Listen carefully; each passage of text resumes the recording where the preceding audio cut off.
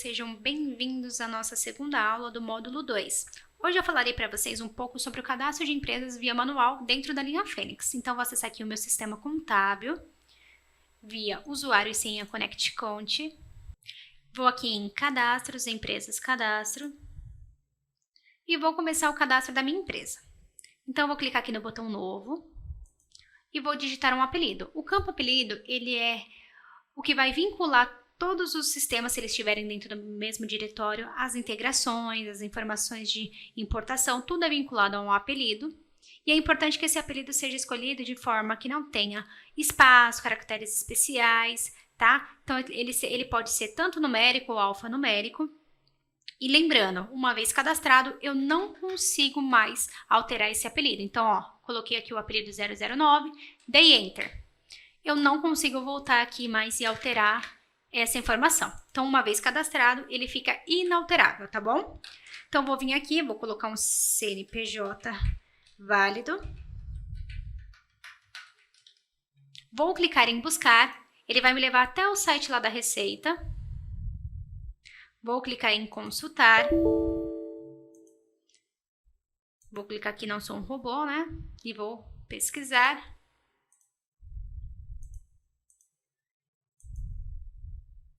E vou clicar em consultar.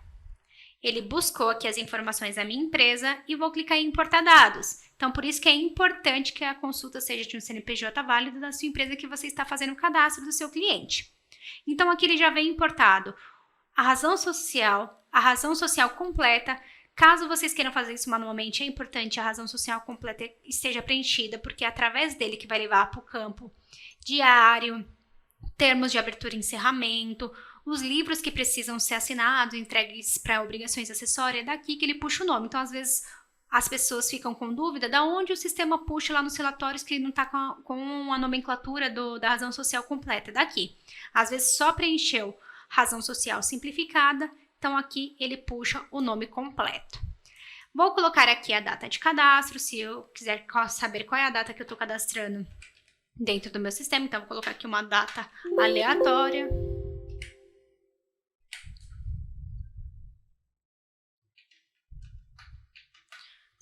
Temos aqui o apelido matriz. Quando eu preencho esse campo? Quando eu tenho um apelido de matriz e filial. Então, por exemplo, a minha empresa 009, ela é a matriz. E eu vou cadastrar depois a 0010. Então, eu vou pegar esse 009, quando eu estiver cadastrando a 0010, eu preencho com o número 009. Ou vice-versa. Então, por exemplo, a 001 é a matriz.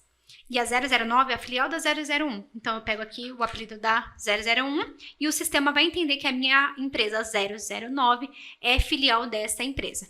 Depois, quando eu for fazer as consolidações, ele vai entender que uma é filial da outra. Aí, nós temos aqui os campos como cadastro, como CEP. Se vocês também preencherem e clicar em buscar, ele também busca automaticamente via internet. Se houver complemento, vocês preencham. CPF, SEI... inscrição estadual, inscrição municipal, tá? SUFRAMA, se for o caso. O CNAE preponderante. Aí vocês podem preencher os dois igual se for o caso.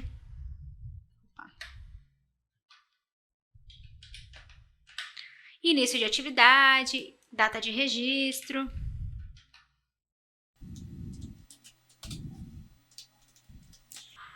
Aqui, capital social, se houver, eu posso cadastrar, lembrando que o capital social é meramente ilustrativo, ele não vai gerar lançamento contábil nem saldo anterior no meu movimento. Então, isso aqui é apenas ilustrativo, para que evite vocês ficarem indo no arquivo morto ou situações parecidas, tá? Então, preencham lá qual é a data. É apenas ilustrativo e para consulta. Então, vou colocar aqui qual que é o valor e vou sair. Ele fica registrado. Se houver mudança, vocês também podem preencher. Se for uma empresa de lucro presumido, clica lá em distribuição de lucro presumido e coloca qual é o tipo. Eu vou colocar aqui distribuição automática mensal. Vou clicar na seta vermelha, tipo de RPJ. Vou colocar qual é a data que eu estou cadastrando. Vou colocar aqui o tipo de RPJ, então vou selecionar qual é o tipo da minha empresa, tá? Então, vou colocar aqui se ela é corretora de seguro, lucro presumido, simples nacional e assim por diante. Caso ela seja lucro real trimestral, lucro real mensal, no caso a estimativa, corretora de seguros trimestral, corretora de seguros, estimativa, ou imunes e isentas, a opção é zero nenhum. Caso não for essas opções que eu falei, pode selecionar umas daqui. Então, vou colocar aqui zero nenhum e vou dar continuidade ao meu cadastro. Vou dar um OK, volto aqui no zero nenhum e vou colocar qual é o tipo de regime dessa minha empresa, se ele é caixa, competência ou nenhum. Vou dar um OK e vou sair. Aqui nós temos se ela é produtor rural, para quem vai entregar livro caixa lá do produtor rural. Se não for, não marque nenhuma opção. Vou cadastrar um e-mail válido desse meu cliente. Esse campo é importante estar correto se vocês futuramente pretendem trabalhar com o contador online. Então, é importante que esteja um e-mail válido, tá bom? Se houver o site, informa o site da empresa. Esse campo data de desativação, eu não preencho, eu preencho ele apenas em qual situação? A empresa Softmatic está saindo do meu escritório contábil, está indo para outro, na data do dia 15/6/2020. Então, eu coloco essa data e desativo. Por quê? Não tenho que excluir ela, porque de repente ela volta para o meu escritório, eu apenas retiro essa data de desativação e o cadastro continua o mesmo, tá? Nome do responsável, CPF, RG, caso vocês queiram. Preencham, se não, tem os responsáveis pela empresa que nós vamos abordar em outras aulas. Temos aqui a abinha escrita, onde eu vou preencher junto com o departamento fiscal qual é o tipo da minha empresa. Então, tipo de empresa, o que ela se trata. Então, ela é aqui, comércio, autosserviço, prestação de serviço. Vai preenchendo as informações aqui. Para contabilidade, qual é o campo importante? Tipo caixa. Se ele é livro caixa ou se ele é contabilidade, porque se ele for livro caixa, ele não vai fazer as integrações G5 contábil. Agora, se ele for tipo contabilidade, sim. Caixa, ele não tem como fazer. Livro caixa é apurado pelo JR. Plano de contas integráveis, se ele é o plano de contas é geral ou se ele é individual.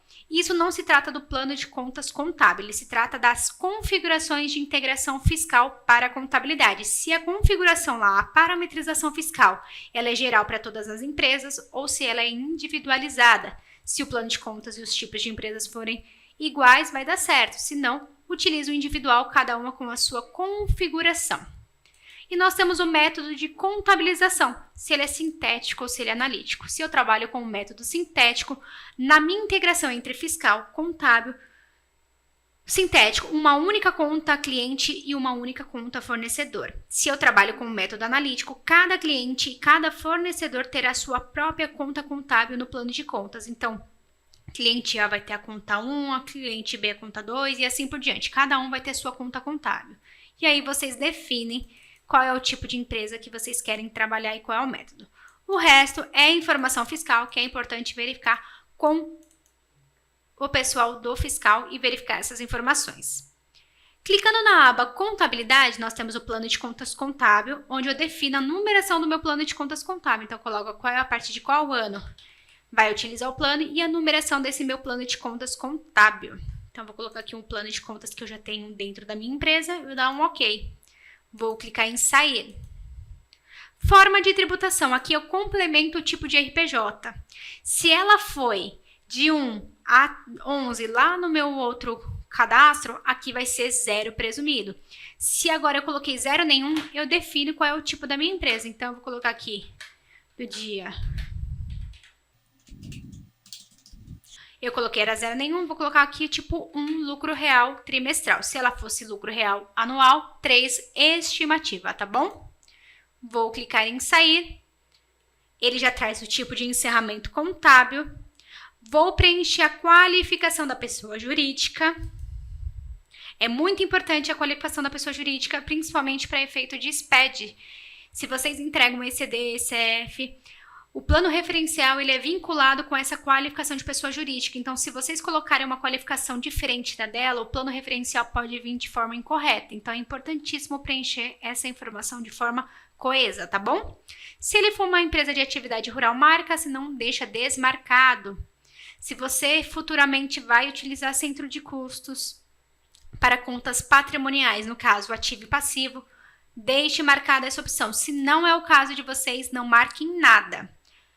Aqui temos o atalho do contador responsável, onde eu posso selecionar o contador já aqui, se ele já estiver cadastrado no cadastro de contadores.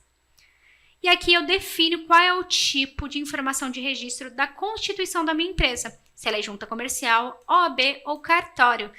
Então, coloca aqui a informação e digita o número do NIRI, sem pontuação, sem espaço, sem traços, sem nada, apenas números corridos. Por quê?